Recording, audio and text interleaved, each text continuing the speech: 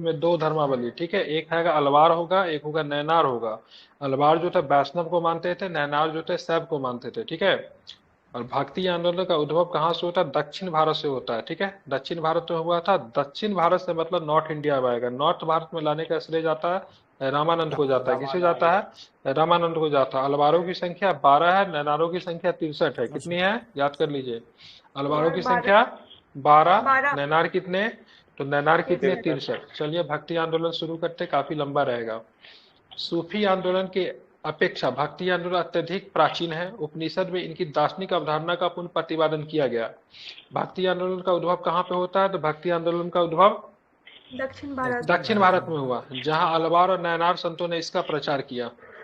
ध्यान में रखेंगे, ठीक है। किसने प्रचार किया? तो अलवार और नयनार संतों ने मतलब क्या किया? इसका मतलब क्या किया? ठीक है, प्रचार किया, ठीक है। इसको आपको ध्यान में रखना चाहिए, ठीक है। अब चलते हैं आगे। अब देखेंगे इसमें क्या है। भक्ति आंदोलन हिंदुओं का सुधारवादी आंदोलन था। इसमें ईश्वर के प्रति असीम शक्ति, ईश्वर की एकता, भाईचारा, सभी धर्मों की समानता तथा जाति एवं कर्म कांडों की भर्त्सना की गई थी, ठीक है। शंकराचार्य के बाद, ठीक है, शंकराचार्य के बाद 12 तमिल वैष्णव संतों ने, जो संयुक्त रूप से अलवार के नाम से प्रसिद्ध थे, ने भक्ति को काफी लोकप्रिय बनाया, ठीक है। शंकराचार्य ने किस दर्शन का प्रचार किया? तो क्या बताएंगे? अद्वैतवाद का। अद्वैतवाद। किसका? ये पूछा जाता है, ठीक है। अद्वैतवाद। शंकराचार्य अद्वैतवाद का प्रचार किया, किंतु उन्होंने ज्ञान के साथ साथ निर्गुण ब्रह्म की उपासना पर भी मतलब क्या किया? प्रचार प्रचार किया। किया। नैनार, शैव नैनार तथा वैष्णव अलवारों ने जैनियों और बौद्ध के अपिग्रह को अस्वीकार करके ईश्वर के प्रति व्यक्तिगत भक्ति के मुक्ति का मार्ग बताया, ठीक है। यहाँ पे ये एक तो देखेंगे तो जैनिज्म और बौद्धिज्म अपने चरम पे था, ठीक है। जैनिज्म बौद्धिज्म जो था सनातन के खिलाफ ही आया था, मतलब उसके विरोध में ही आया था, क्योंकि हिंदुओं के अंतर्गत बहुत अधिक कर्म कांड थे, उसको विरोध करते थे। ये जब अलवार और नैनार आए थे, इन्होंने पूरी तरीके से मतलब, ठीक है, जैनियों और बौद्ध के जो अपिग्रह को मतलब उनको अस्वीकार कर दिया, ईश्वर के प्रति व्यक्तिगत भक्ति को ही मतलब मुक्ति का मतलब मार्ग बताया। उन्होंने प्रेम और ठीक व्यक्तिगत ईश्वर भक्ति का संदेश समस्त दक्षिण भारतीय भारत में स्थानीय भाषाओं का प्रयोग करके पहुंचा। देखिए, चाहे उधर आपका भक्ति मोमेंट हो, चाहे सूफी मोमेंट हो, भाषा प्रयोग किया जाएगा, स्थानीय लोगों की भाषा प्रयोग किया गया। चाहे जैनिज्म और बौद्धिज्म भी, ठीक है, इतना पॉपुलर रीजन, इतना पॉपुलर होने का सबसे बड़ा कारण क्या था? भाषा का सिंप्लिसिटी। जबकि बात करेंगे सनातन रिलीजन हो गया या फिर ये सब होगा, इसमें इलाइट लैंग्वेज संस्कृत भाषा का प्रयोग होता है, जो कि सर्वसाधारण की भाषा नहीं थी। तो सूफीज्म या फिर इधर आपका क्या बोलते हैं, भक्ति मूवमेंट में, ठीक है, स्थानीय भाषा का प्रयोग किया गया। दक्षिण भारत में तमिल में, तेलुगु में इन लोगों ने बातचीत करना शुरू किया। वैष्णव संतों ने शंकर के अद्वैत और ज्ञान मार्ग का विरोध किया, शंकर का। जबकि ध्यान में रखेंगे, मतलब शंकर मतलब शंकराचार्य, इन संतों के अनुसार प्रार्थना निर्गुण नहीं सगुण है। उन्होंने ब्रह्मा और जीव की पूर्ण एकता को मतलब क्या किया? स्वीकार किया। अब आते हैं भक्ति आंदोलन की विशेषता देखेंगे। तो सबसे पहले देखेंगे, भक्ति आंदोलन के 3 प्रकार की भक्ति का रूप देखने को मिलता है। सबसे पहले सगुण, जिसके मतलब क्या होता है? जिसके तहत व्यक्ति अनुशासित व्यवहार के जरिए ईश्वर का मनन एवं अलग अस्तित्व के रूप में करता है, ठीक है। एक सगुण भक्ति होता है। दूसरा होता है निर्गुण होता है। इसमें भक्त का दैवीय शक्ति के साथ, ठीक है, एकाकार हो जाना, ठीक है, ध्यान में रखेंगे, ये निर्गुण होता है। तो सगुण भक्ति है, निर्गुण भक्ति है। तीसरा नंबर का क्या है? इसको विरह भक्ति। विरह के मायने हैं अलग हो जाना, देवता की अनुपस्थिति अर्थात ईश्वर के कहीं दूर चले जाने पर पैदा होने वाली कसक और उससे उमरने वाला समर्पण भाव रखते हुए भक्ति द्वारा ईश्वर के प्रति मतलब समर्पित हो जाना, ठीक है। तो सगुण, निर्गुण और फिर मतलब क्या होता है? विरह। 3 प्रकार का भक्ति है, ठीक है। भक्ति की धारणा का अर्थ एकेश्वर के प्रति, ठीक है, सच्ची निष्ठा। एकेश्वर मतलब एक ईश्वर के प्रति, ठीक है। हालांकि हिंदू धर्म क्या बहुदेववाद है, हम लोग बहुत सारे देवता को, बहुत सारे देवी को पूजते हैं, लेकिन भक्ति वाले जो थे एकेश्वरवादी थे वो ज्यादातर। भक्ति संतों ने जन साधारण की भाषा में उपदेश दिया, जिसके का हिंदी में, मराठी में, बंगाली में, गुजराती भाषाओं का मतलब क्या हुआ? इनसे मतलब विकास होता है।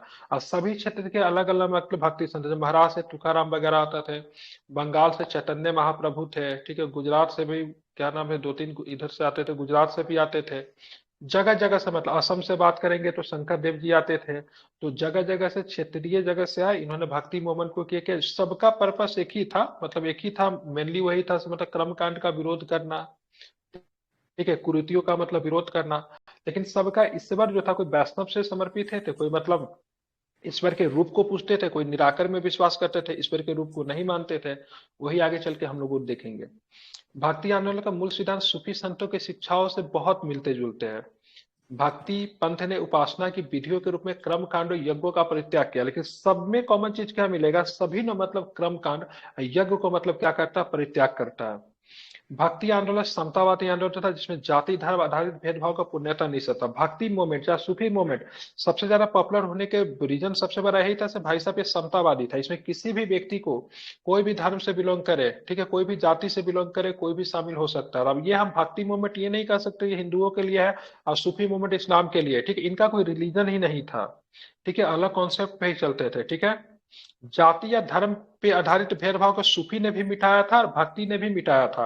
इसीलिए देखेंगे भक्ति मूवमेंट के मतलब कोई संत चमार है, तो कोई मतलब नाई है, तो कोई मतलब मांस काटने वाला है, तो वो सब भी मतलब संत बने, ठीक है। भक्ति सुधारों ने गुरु अथवा आध्यात्मिक शिक्षा की महत्ता पर विशेष बल दिया। तो वहां पर भी पीर और मुरीद होते थे, पीर मतलब गुरु को बोलते थे, मुरीद मतलब शिष्य को बोलते थे। यहाँ पर भी शिक्षा की महत्ता पर मतलब विशेष बल दिया गया था भक्ति सुधारक में। भक्ति काल में वैष्णव संत चरित लेखन की परंपरा शुरुआत अनंत दास की रचनाओं में मिलता है। उन्होंने 16वीं शताब्दी के अंत में कबीर, रायदास, धन्ना और पीपा के संत चरित्रों की रचना की है। नाभादास जी ने भक्तमाल में, ठीक है, संत चरित्र की लेखन की एक महान कृति है। यह जीवन पीरक नहीं अपुति यह वैष्णव भक्तों का लेखा जोखा है। संत चरित्र में भक्ति एवं रस बोधनी टीका की रचना प्रियादास द्वारा ब्रज भाषा में 18वीं शताब्दी में की गई। इसमें वैष्णव संतों के बारे में जानकारी मिलती है। तो भक्ति काल में वैष्णव संतों की संत चरित्र लेखन की परंपरा शुरुआत होती है और इसमें बहुत सारे संतों का आपको जीवन के बारे में आपको जानकारी देखने को मिलता है, ठीक है। अब इसमें किसका किसका तो देखेंगे। संत चरित्र लेखन की परंपरा शुरुआत अनंत दास की रचनाओं में मिलता है। उन्होंने 16वीं शताब्दी के अंत में कबीर, रायदास, धन्ना और पीपा के संत चरित्रों की रचना की। मतलब इनके इनके जीवन के बारे में, इनके कार्य प्रणाली के बारे में इसमें आपको देखने को बहुत सारे भक्ति संतों के बारे में संत चरित्र में लिखा हुआ है, जो कि समय समय पे लिखा गया है। वार्ता साहित्य से भी हमें भक्ति काल के संतों के दर्शन एवं विचार की जानकारी मिलती है। इस साहित्य में 84 वैष्णव की वार्ता और 252 वैष्णव की वार्ता पुष्टि मार्ग के दो प्रमुख ग्रंथ हैं।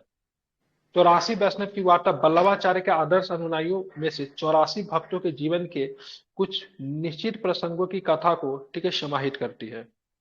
252 वैष्णव की वार्ता विट्ठल नाथ के 252 श्रेष्ठ अनुयायियों के जीवन के कुछ निश्चित प्रसंगों कथा को समाहित करती है। अब वो सब छोड़ दीजिए, ऊपर की जो बातें थी, ठीक है, वो कॉन्सेप्ट था, बस यहाँ पे ध्यान रखिए, क्योंकि मेन जो प्रश्न पूछा जाता है संत से पूछा जाता है। भक्ति आंदोलन के प्रमुख संत, सबसे पहले रामानुज। रामानुज ने भक्ति आंदोलन को दृढ़ दार्शनिक आधार प्रदान किया। इनका जन्म कहाँ पे हुआ था, तमिलनाडु में हुआ था, ठीक है। इनका मृत्यु कहाँ पे हुआ था, तो इनका मृत्यु की बात करेंगे तो वाराणसी में हुआ था, ठीक है। जन्म कहाँ पे होता है, पेरम्बदूर तमिलनाडु में। तो रामानंद जी के 12वीं शताब्दी के संत है। मृत्यु इनका कहाँ पे हुआ था, तो इनका मृत्यु बनारस में हुआ था, ठीक है। अब आता है, ये सगुण ईश्वर में विश्वास करते थे, ठीक है। ये मनुष्य की समानता पे बल दिया और जाति व्यवस्था की भर्त्सना की। रामानुज के क्रियाकलाप का मुख्य केंद्र कहाँ था, कांची था। कांची और श्रीरंगपट्टनम, ठीक है, दोनों को दोनों जगह तमिलनाडु में है।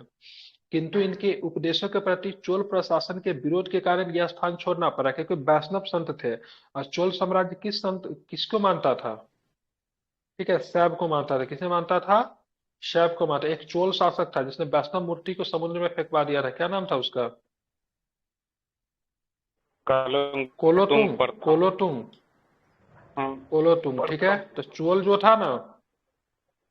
जो था ना शैव को मानते थे, इसलिए इनको छोड़ना पड़ा था, ठीक है। ये कांची और श्रीरंगपट्टनम इनको छोड़ना पड़ा, ठीक है। रामानुज ने विशिष्टाद्वैत दर्शन का प्रतिपादन किया, ठीक है। रामा किसका कौन सा दर्शन है, इनका दर्शन याद कर लीजिए, पूछा जाता है। किस दर्शन के थे ये, विशिष्टा, बिल्कुल विशिष्टाद्वैत। भक्ति आंदोलन के दूसरे नायक रामानुज के समकालीन निम्बार्क थे। वे द्वैताद्वैत दर्शन विश्वास। निम्बार्काचार्य किसमें थे, द्वैताद्वैत में। किसमें, द्वैताद्वैत में, ठीक है, तथा ईश्वर के प्रति समर्पण पे बल देते थे। अब आते हैं माधवाचार्य, ठीक है।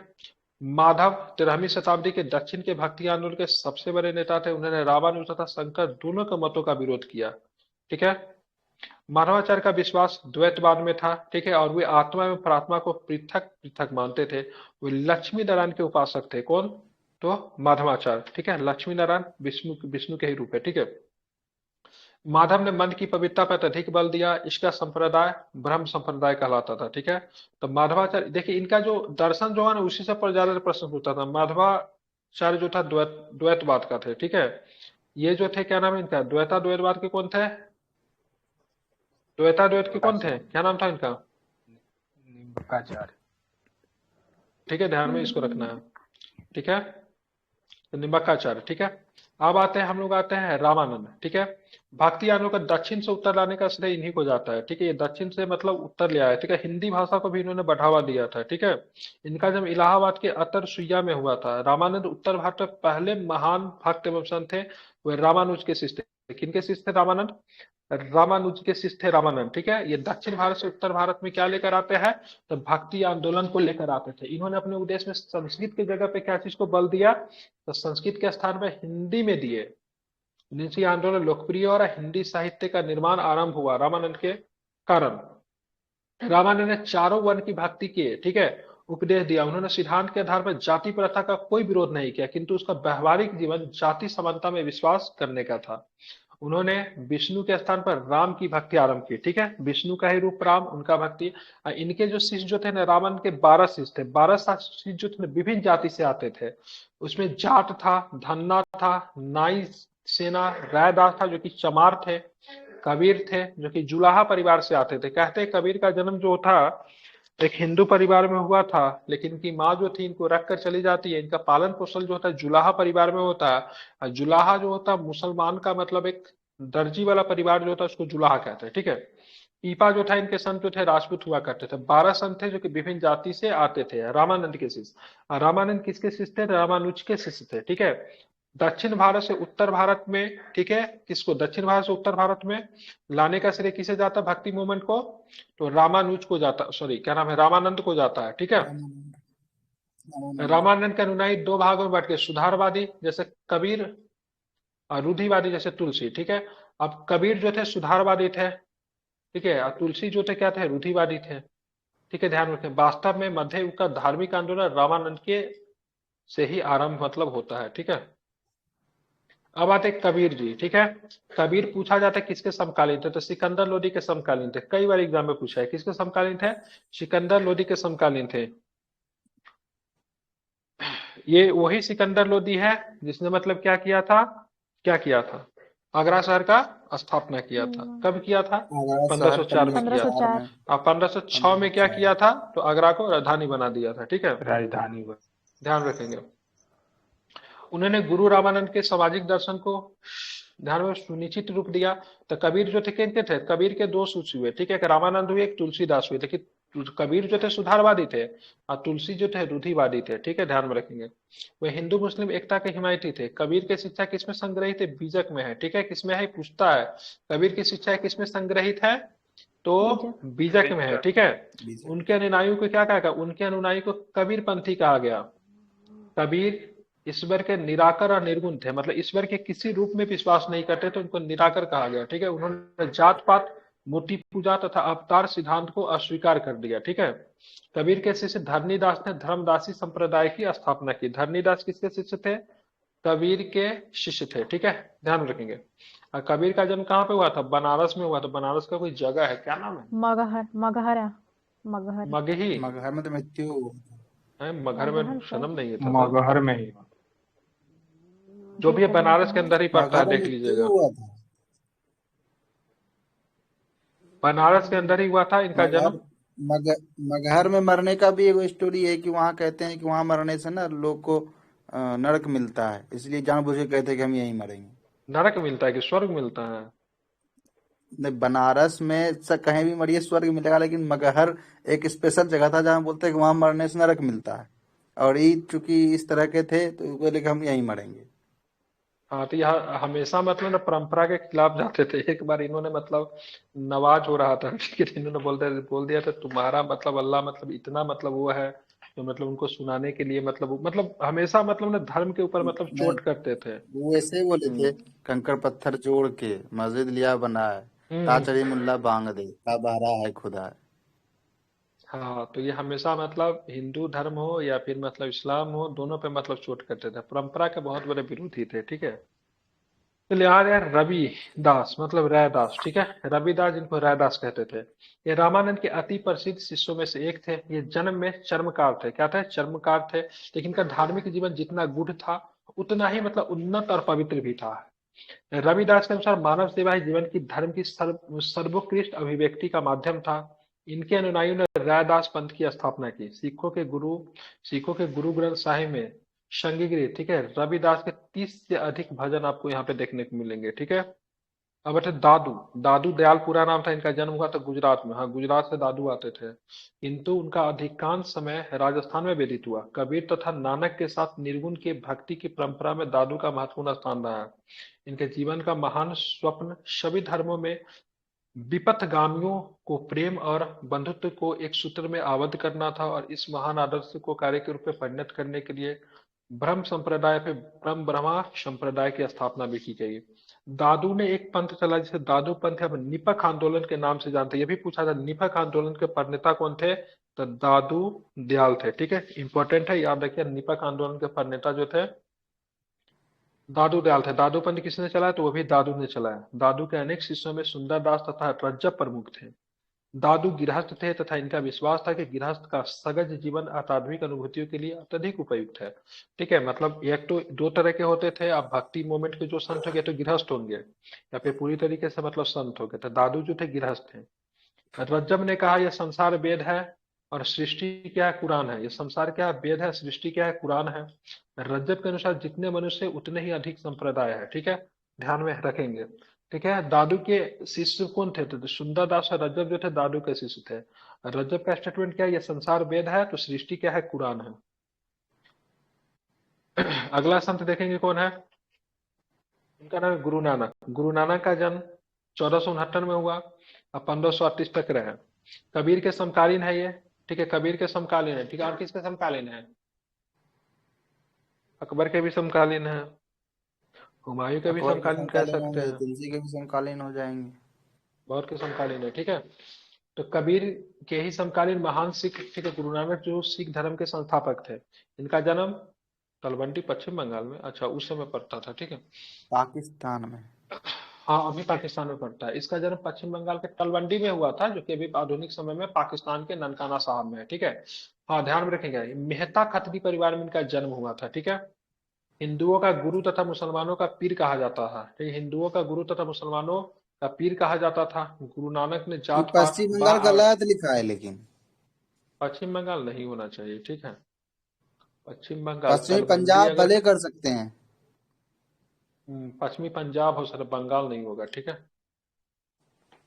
वही तो बोला, वही तो मैं चौंक गया, बंगाल कहाँ से हो गया भाई, क्योंकि तलवंडी पड़ेगा आपका पंजाब से बॉर्डर बनाती है, तो पंजाब में ही पड़ेगा, पश्चिमी पंजाब हो सकता है, ठीक है।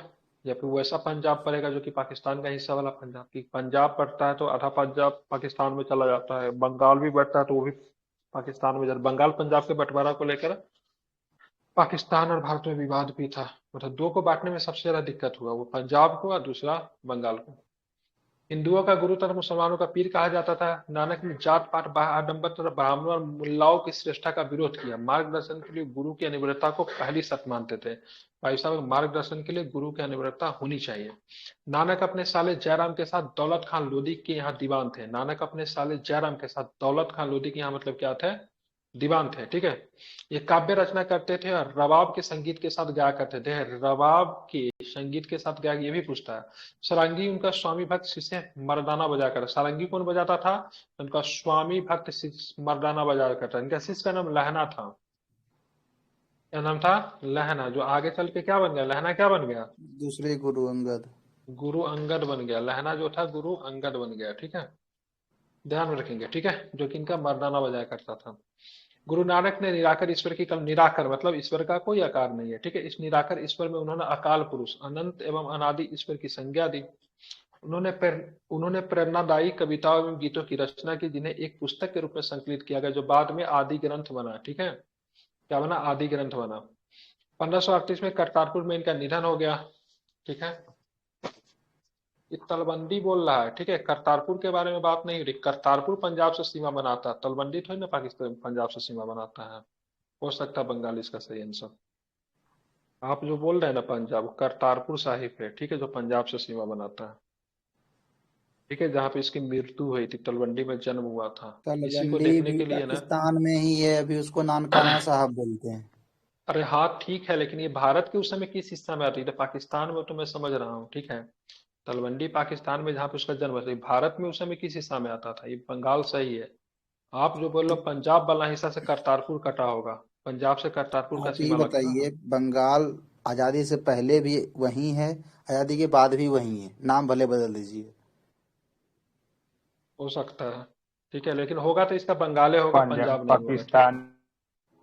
हम्म।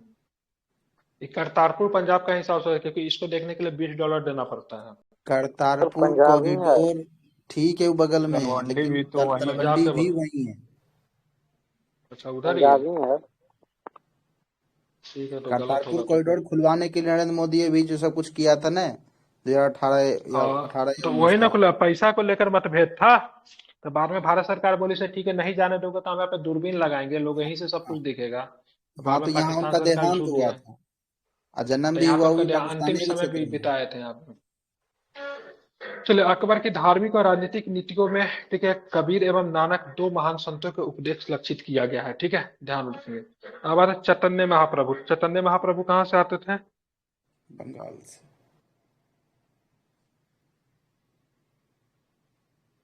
इन्होंने क्या चीज का जन्म लिया था? ये जो है भक्ति को नृत्य के साथ जोड़ दिए थे।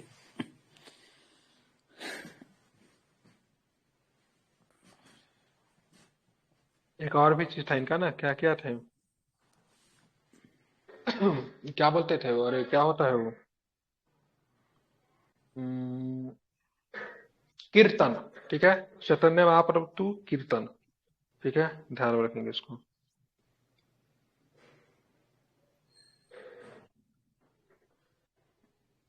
देखेंगे, भक्ति आंदोलन के सबसे महान स्वतंत्र में चैतन्य कृष्ण के भक्त हैं। इनका जन्म नदिया पश्चिम बंगाल में 4 फरवरी 1486 को ब्राह्मण परिवार में हुआ था। चैतन्य को बंगाल में आधुनिक वैष्णववाद, जिसे गौड़ीय वैष्णव धर्म कहा जाता है, के संस्थापक माना जाता है। चैतन्य ने लगभग संपूर्ण भारत की यात्रा की। वे वृंदावन भी गए, जहां उन्होंने कृष्ण भक्ति संप्रदाय की पुनः स्थापित किया। भक्त कवि में चैतन्य एकमात्र ऐसे कवि थे जिन्होंने मूर्ति पूजा का विरोध नहीं किया था, ठीक है, ध्यान में रखेंगे। उनके दार्शनिक सिद्धांत वेदांत की अद्वैतवाद की शाखा है। इन्होंने चैतन्य भक्ति में कीर्तन को मुख्य स्थान दिया, इसलिए कीर्तन के जन्मदाता भी माना जाता है। चैतन्य मध्य गौड़ीय संप्रदाय का अ- अचित ने भेदाभेद संप्रदाय की स्थापना की। इनके अनुयायी इन्हें कृष्ण या विष्णु का अवतार मानते थे, तथा इन्हें गौरांग महाप्रभु के नाम से पूछते थे, ठीक है। ये भी बोला जाता है चैतन्य के ध्यान में रखेंगे। किस नाम से जाना जाता है? तो किस नाम से जाना जाता है? तो ध्यान में आपको रखना है, राम महाप्रभु। गौरांग महाप्रभु, ठीक है, ध्यान में रखना है।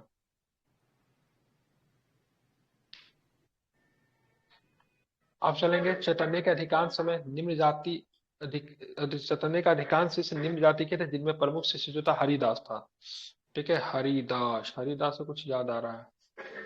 हरिदास को ही अकबर को, मतलब अकबर के सामने गाने से इनकार कर दिया था। हरिदास ही था ना, जिनको सुनने के लिए अकबर जो थे, मतलब कहाँ पे पहुंचे थे, ठीक है, उनके कुटिया में जाके मतलब सुने थे। जिन्हें बोला था हम केवल अपने भगवान के लिए गाते हैं, अगर किसी को अगर गाना सुनना है तो मेरे कुटिया पे आ जाए, हम जिस समय अपने गा रहे होंगे, ठीक है, तो उस समय आके सुन सकते हैं।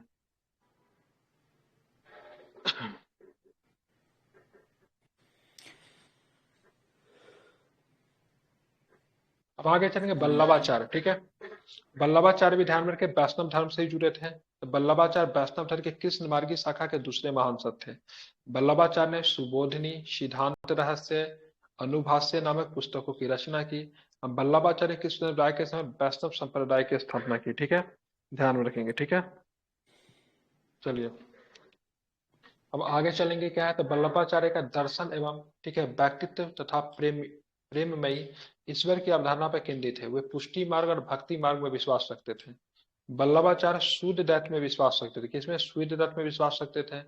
इनके पुत्र विट्ठल नाथ ने कृष्ण भक्ति को अधिक लोकप्रिय बनाया। अकबर ने उन्हें गोकुल और जयपुरा की जागीरें दी थी। किसे दी थी? विट्ठल नाथ को गोकुल और जयपुरा की जागीरें दी थी। ठीक है, तो वल्लभाचार्य जो थे वैष्णव धर्म के मार्गी थे। ठीक है, इसको ध्यान में रखना है आप लोगों को। कृष्णदेव राय के समकालीन भी थे, क्योंकि कृष्णदेव राय के समय में वैष्णव संप्रदाय की क्या की थी? स्थापना की थी। ठीक है, ध्यान में रखना है। अब आगे चलते हैं।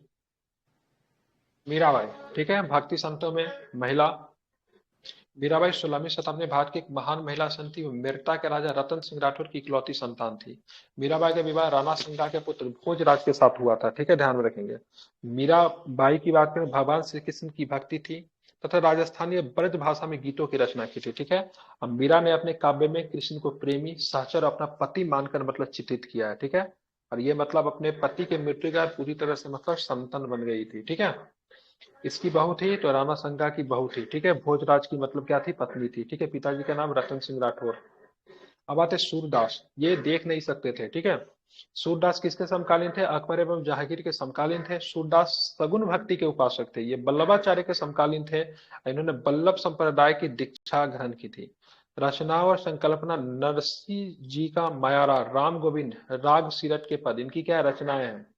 नरसिंह जी का मायरा, राम गोविंद, राग सीरत पद किनके रचनाएं हैं? तो सूरदास के। सूरदास भगवान कृष्ण और राधा के भक्त थे। इन्होंने ब्रज भाषा में 3 ग्रंथ, ये पूछा जाता है। ठीक है, सुरसावली, सुरसागर और साहित्य लहरी। साहित्य लहरी कई बार पूछा है। ठीक है, की रचना की थी। इनके ग्रंथों में सूरसागर सबसे प्रसिद्ध है। इनकी रचना जहांगीर के समय में हुई। ये अष्ट छाप के कवि थे। किसके? अष्ट छाप के कवि थे। ठीक है, और ये देख नहीं सकते थे, ये भी आपको ध्यान में रखिएगा। आगे आते तुलसीदास। तुलसीदास ध्यान रखें, जन्म 1532 में, मृत्यु 1623 में।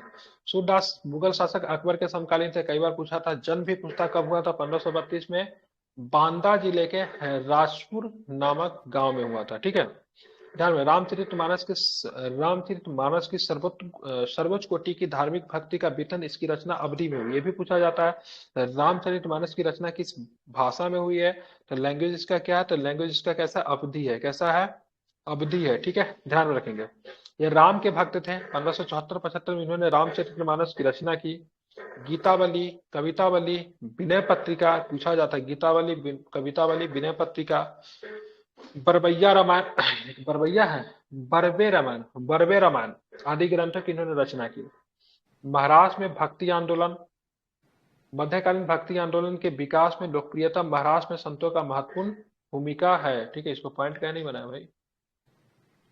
महाराष्ट्र का भक्ति आंदोलन मुख्य रूप से 2 संप्रदायों में विभक्त था। एक था रहीसवादी का प्रथम संप्रदाय बरकरी, अर्थात पंढरपुर के विट्ठल भगवान के समय भक्तों के रूप में, तथा दूसरा है थरकरी संप्रदाय या भगवान राम के भक्त। ठीक है, पंढरपुर में जाएंगे तो मंदिर है वहां पे। ठीक है, विट्ठल भगवान का। ठीक है, दूसरा संप्रदाय धरकरी, मतलब बरकरी धरकरी दोनों महाराष्ट्र का संप्रदाय है। इसको ध्यान में रखें। बरकरी अर्थात पंढरपुर के विट्ठल भगवान के सौम्य भक्त के रूप में, तथा दूसरा धरकरी भगवान राम के भक्त।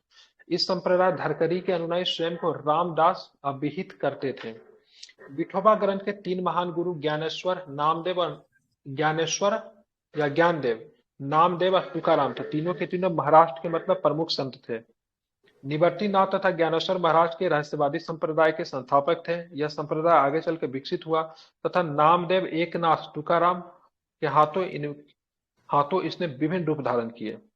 अब नामदेव की, ज्ञानदेव के बारे में देखते हैं। ज्ञानदेव जिसको ज्ञानेश्वर कहते थे। ठीक है, ज्ञान नाम का उदय 13वीं शताब्दी में हुआ। तो इन्होंने मराठी भाषा में भगवत गीता पर ज्ञानेश्वरी नामक टीका लिखा है। ठीक है, देखिए टीका लिखा जाता था किसी ग्रंथ के ऊपर। ग्रंथ को समझना कठिन होता था, उसका संक्षिप्त रूप या फिर उसको समझाकर टीका के माध्यम से समझाया जाता था। समीक्षा होता था। टीका समीक्षा मतलब नहीं कोई किताब पढ़ने का उसमें अपने लोग प्रक्रिया देता, उस तरह की चीजें। ठीक है, तो नामदेव का उदय 13वीं शताब्दी में, उन्होंने मराठी भाषा में भगवत गीता पर ज्ञानेश्वरी नामक टीका लिखा, जिसकी गणना संसार के सर्वोत्तम रहस्यवादी रचनाओं में की जाती है।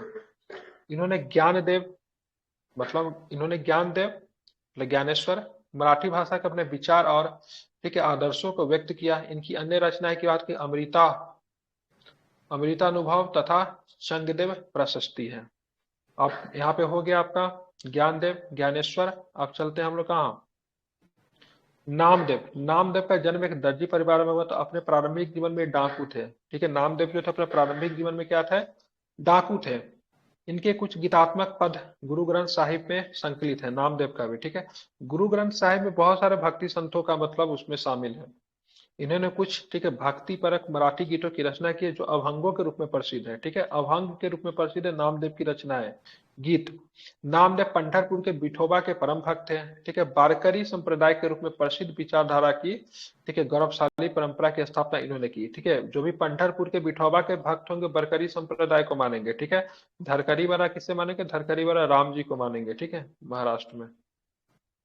आप चलेंगे एकनाथ, ठीक है। एकनाथ जी का जन्म की बात करेंगे, पैठान औरंगाबाद में हुआ। इन्होंने जाति एवं धर्म में कोई भेदभाव नहीं किया। इन्होंने पहली बार ज्ञानेश्वरी तथा विश्वसनीय संस्करण प्रकाशित करवाए। ये बहुसर्जक लेखक थे और भगवत गीता के 4 श्लोक पे लिखी गई इनकी टीका प्रसिद्ध है। अब आते हैं महाराष्ट्र के सबसे प्रसिद्ध संत तुकाराम। जन्म से तुकाराम क्षुद्र थे और शिवाजी के समकालीन थे। तुकाराम की बात करेंगे, ध्यान में रखेंगे, ठीक है। इन्होंने शिवाजी द्वारा दिए गए विपुल उपहारों के भेंट को लेने से इनकार कर दिया था। इनका एक शिष्य भी था, रामदास। तुकाराम ने हिंदू मुस्लिम एकता पर बल दिया, बरकरी पंथ की स्थापना की। बारकरी पंथ की स्थापना की थी तुकाराम की थी। अब बात इन्हीं का संत जो था, इन्हीं का शिष्य जो था, आई थिंक रामदास था। रामदास ने दासपुर नामक पुस्तक लिखी है, धरकरी संप्रदाय के थे। ये शिवाजी का आध्यात्मिक गुरु थे रामदास, ठीक है। पूछा भी जाता शिवाजी का आध्यात्मिक गुरु कौन थे? रामदास थे शिवाजी का आध्यात्मिक गुरु। इसको आपको ध्यान रखिएगा, ठीक है। उन्होंने कोई प्रेरणा से शिवाजी ने मुसलमान शासन को हटाकर स्वतंत्र राज्य की स्थापना की, रामदास। आप चले वैष्णव भक्ति काव्य। विभिन्न शैलियों और स्थानीय क्षेत्रीय भाषाओं में वैष्णव भक्ति काव्य विस्तारित हुआ। उत्तर भारत में वैष्णव भक्ति काव्य के लिए ब्रज और अवधी बोलियां प्राथमिक माध्यम के रूप में चुनी गई। क्यों चुनी गई? क्योंकि ब्रज की भाषा की बात करेंगे और यहाँ पे अवधी भाषा, दोनों के दोनों मतलब क्या थी? दोनों के दोनों सर्वसाधारण की भाषा थी। और तुलसीदास के द्वारा रामचरितमानस की रचना भी की बात करेंगे तो अवधी भाषा में की गई थी। अधिकांश वैष्णव भक्ति कवि विभिन्न वैष्णव संप्रदायों से संबंधित है। कुछ स्वतंत्र वैष्णव भक्त भी थे जो किसी स्थानीयकृत वैष्णव संप्रदाय से संबंध नहीं रखते थे, जैसे मीराबाई और तुलसीदास। ध्यान में रखेंगे, ठीक है। ये किसी भी, ठीक है, वैष्णव संप्रदाय से संबंध नहीं रखते, स्वतंत्र वैष्णव संत थे, ठीक है, ध्यान रखें। तुलसीदास तो रूढ़िवादी भी थे। कुछ कुछ प्रतिनिधात्मक वैष्णव कृतियां निम्न है, ठीक है। मीराबाई के भक्तिमय पद, इनमें से उनके गीत गहनता भक्ति के मय है, कृष्ण के साथ गहरे आध्यात्मिक संबंधों को प्रकट करते हैं, ठीक है। ब्रज भाषा में इनका गीत है। हमारे सूरदास और अष्टछाप, ब्रज भाषा के 8 कवि, ठीक है। कुंभन दास, सूरदास, परमानंद दास, कृष्णदास, गोविंद स्वामी, छीट स्वामी, चतुर्भुज दास और नंद दास, इन सभी ने कृष्ण की प्रशंसा में गीतों की रचना की है।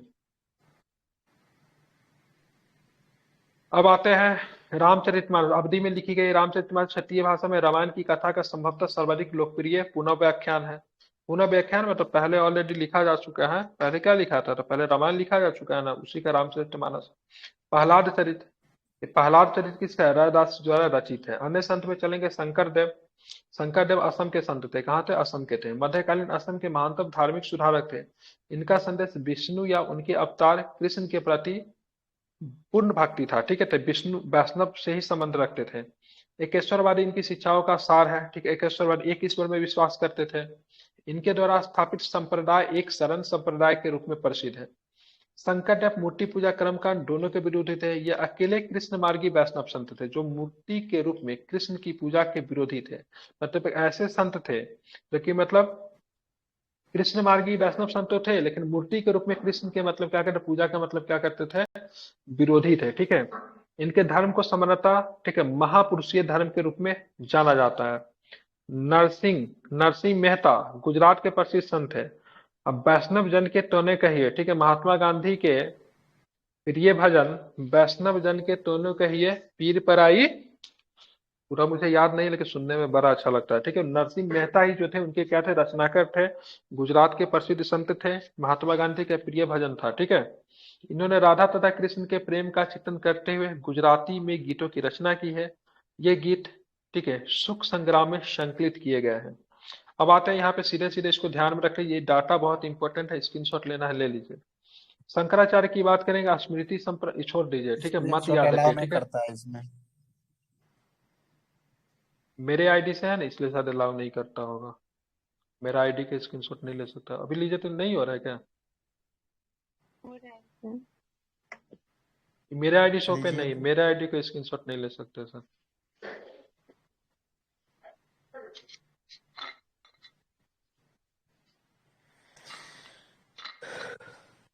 इसके केवल संस्थापक और मत याद रखिए, ये सब नहीं याद रखना है, ठीक है। हालांकि निम्बाकाचार्य सनक संप्रदाय से ये पूछे हुआ है, ठीक है। अब आते हैं शंकराचार्य को अद्वैतवाद, रामानुचार्य विशिष्टाद्वैतवाद, माधवाचार्य द्वैतवाद, विष्णु स्वामी जिनको वल्लभाचार्य कहते हैं शुद्ध द्वैताद्वैतवाद, निम्बाकाचार्य द्वैताद्वैतवाद, चैतन्य महाप्रभु, ध्यान में रखिएगा ये कहाँ के संत हैं, तो ये भी बंगाल के थे। कीर्तन की जन्मदाता यही है, ठीक है। कीर्तन वगैरह गांव में होता है ना, इसमें सब ध्यान रखें। विष्णु स्वामी जो था रुद्र संप्रदाय के थे। रामानुजाचार्य की बात करेंगे श्री संप्रदाय के थे, ठीक है। एक कहाँ गया, निम्बाकाचार्य की बात करेंगे तो सनक संप्रदाय के थे। ये तीनों याद रखिए, ठीक है। मैं फिर से रिपीट कर रहा हूँ, शंकराचार्य अद्वैतवाद, रामानुज, 4 गो मठ जो स्थापित करवाए थे, चारों कोना पे किसने करवाया था? शंकराचार्य। शंकराचार्य ने, ठीक है। उत्तरी कोना पे कौन सा मठ है? जोशी मठ। उत्तर में पड़ेगा, दक्षिण में श्रृंगेरी है, पूरब में पुरी है, और इधर शारदा है। इधर एक यहाँ पे होगा, ठीक है। गुजरात वाला कौन है? द्वारिका। गुजरात में शारदा। पश्चिम में, उत्तर में कौन है? उत्तर में, जोशी मठ ही तो है उत्तर में। उत्तर में उत्तराखंड में ही है, जोशी मठ नहीं, उसका नाम कुछ और है क्या? 4 को करवाया था, ठीक है, ध्यान में रखिएगा। चारों दिशा में 4 को मठ करवाए थे शंकराचार्य। देखो अद्वैतवाद के थे, रामानुज की बात करें विशिष्टाद्वैतवाद है, श्री संप्रदाय से संबंध रखते हैं, मध्वाचार्य ब्रह्म संप्रदाय के है, द्वैतवाद के है, विष्णु स्वामी रुद्र संप्रदाय से शुद्ध द्वैतावाद के है, निवांकाचार्य की बात करें सनक संप्रदाय के है, द्वैताद्वैतवाद के, चैतन्य महाप्रभु की बात करें बंगाल से आते थे, मध्य गौरीय या फिर, ठीक है, अचिंत्य भेदाभेद संप्रदाय से, मध्य गौरीय गौरवंश था ना, बंगाल में था ना, उसी से याद रखिएगा। अब कल के क्लास में हम लोग पढ़ेंगे सीधा सीधा मुगल, ठीक है। और इसी के साथ आज की हिस्ट्री की क्लास समाप्त होती है। क्या है भाई हो रहा है? कल के बाद मुगल पढ़ेंगे जो कि आने वाला है मजा, ठीक है। एक बार इसको एक बार पढ़ लीजिएगा सभी आदमी, लुसेंट में भी दिया हुआ, लुसेंट में भी काफी बढ़िया दिया हुआ है इसको, ठीक है। तो चीजें आप लोग की क्लियर हो जाएगी, ठीक है।